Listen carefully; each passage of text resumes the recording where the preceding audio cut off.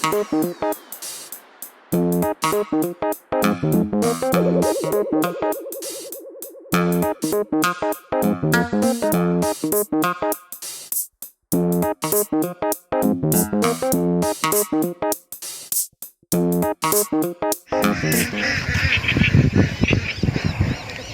สดีครับวันนี้เรามาพบกับ The Fisher วันนี้เรามาตีปลาช่อนที่ทุ่ง300 ยอดนะครับจะเป็นยังไงติดตามชมกันไปเลยครับ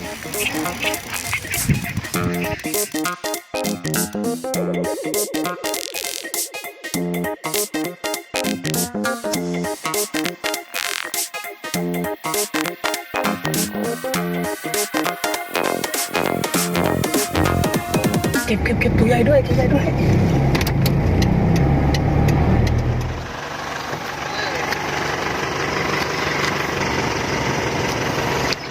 เอาไปปล่อยครับ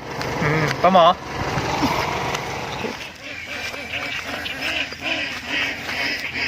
อุ้ยกบ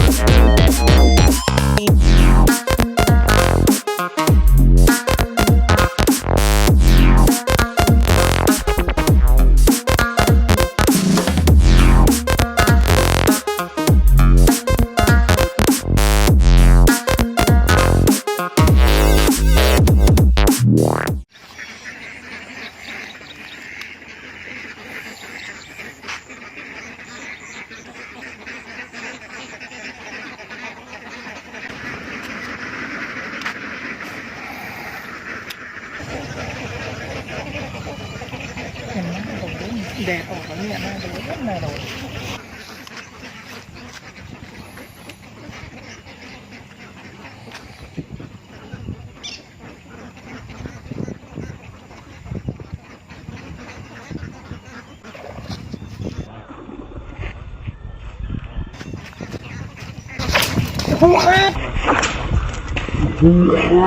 ฉันจะพาเธอลอยล่องไปในอวกาศใหญ่ด้วยโอ้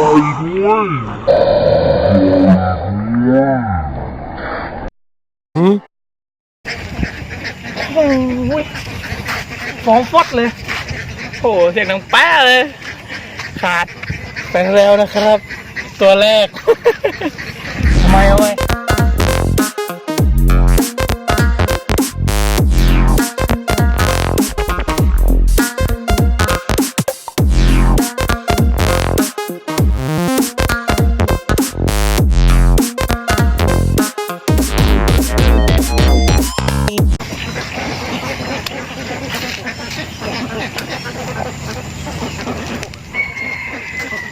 เสียดายครับเสียดายบอกเลย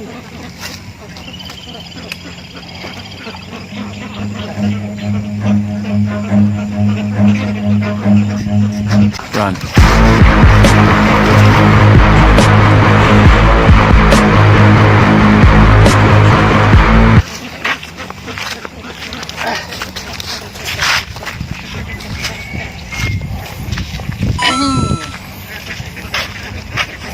นะครับ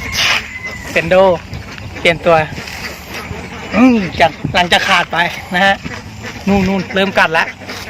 ไปเวลานาทีท้องพี่ตอนนี้เอาก่อนเลย